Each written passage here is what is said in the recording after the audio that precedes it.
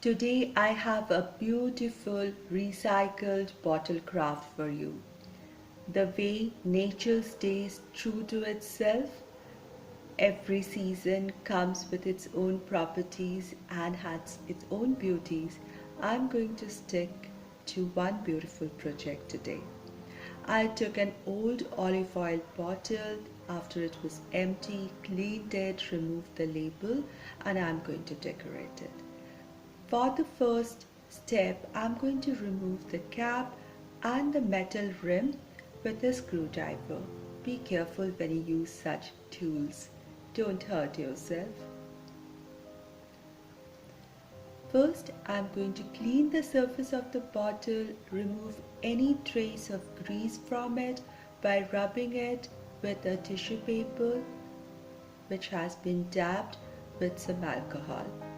The alcohol will dissolve any grease and evaporate, and the surface will be ready to accept any paint or color on it. For the first coat, I am using white acrylic color. I am using a flat brush and applying an even coat of paint over my glass bottle.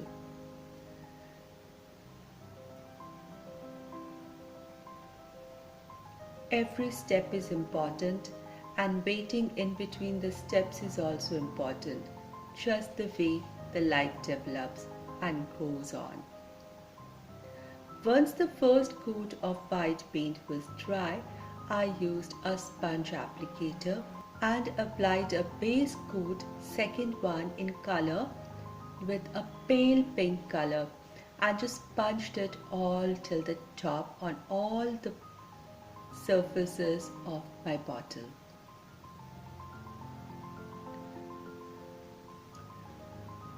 Again, a period of waiting, just the way life does.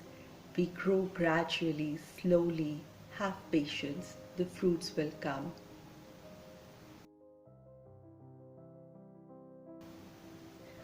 Once the second coat was dry, I took a little darker pink color now, and I'm using the sponge applicator again and applying it mainly on the upper two-thirds of my bottle, even on the neck portion.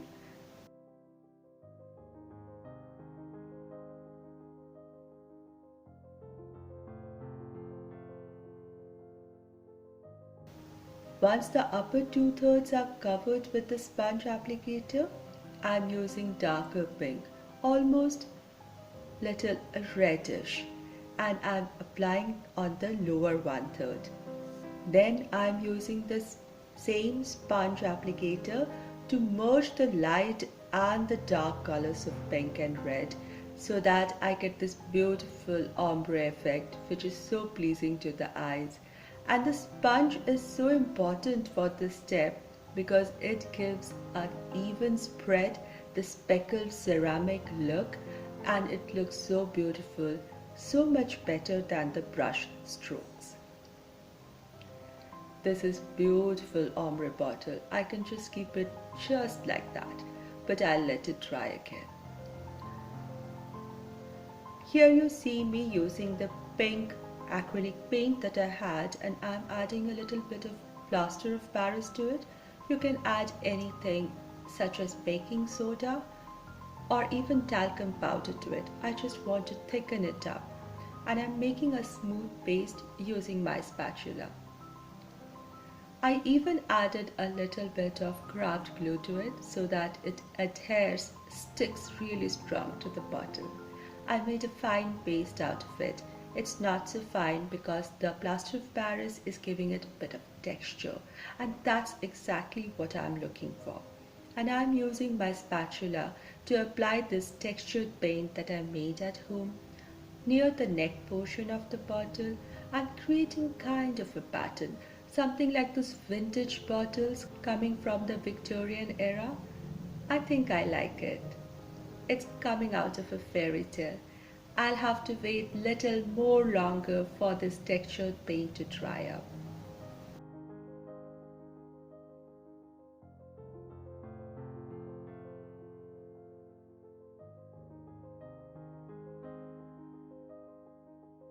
Because I painted the bottle in pink, I gave it a good thought and I realized I need to put something contrast in order to stand out. Or if I use a light cream or pink colors, the pattern will just merge with it. Now at this point, one can use decoupage technique and use a ready print to add a design to the bottle, but I just wanted to freehand and paint.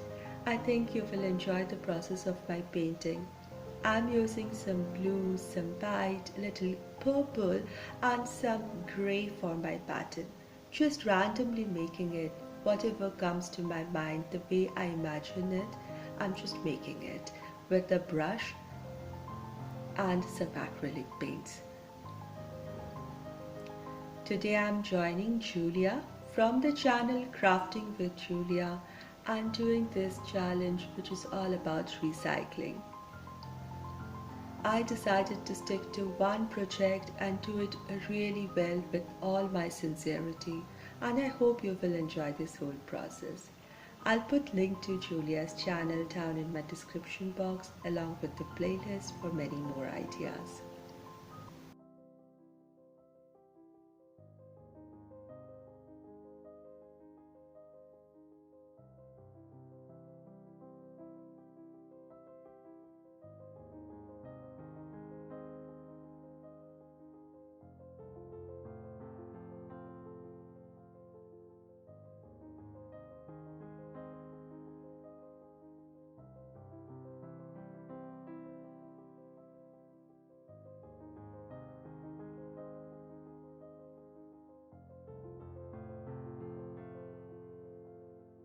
Why just have one big pattern on the front? I also added few more flowers and some leaves on the rest of the portion of the bottle, and you noticed I kept my patterns in the middle portion, not on the textured one, otherwise it will not look so good.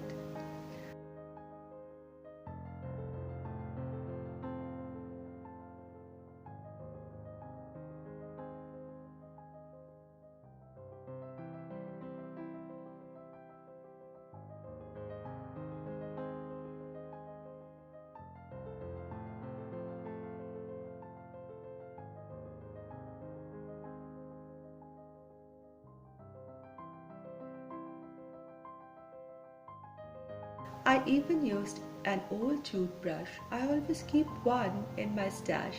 I use it for painting. I just diluted my grey paint a little, used my brush to soak it up, and just sprayed it onto the bottle. Now, depending on how far the brush is or how loaded it is, the specks will come accordingly. And I like this textured and the ceramic and the speckled look that is coming now. I even used brush to give some bold dots on it, and I think this is beautiful. Another wait for this thing to dry. I mixed some patina color or rust color. It's kind of brownish, orangish kind of color, and I mixed some gold dust to it. You get them from hardware store as well as craft stores. And this has a shiny rusty look to it, which I am applying to the neck portion of my bottle, also into the texture. It's kind of dry brushing technique, just highlighting the textured area and the design that has been formed by it. I'm also applying this golden patina or the shimmering patina or the rust color to the base of my bottle, gradually building it up towards from the bottom upwards towards my pattern, a little bit into the pattern to give it a little vintage look. I even added some gold dust directly onto the wet paint for a little more shine and shimmer.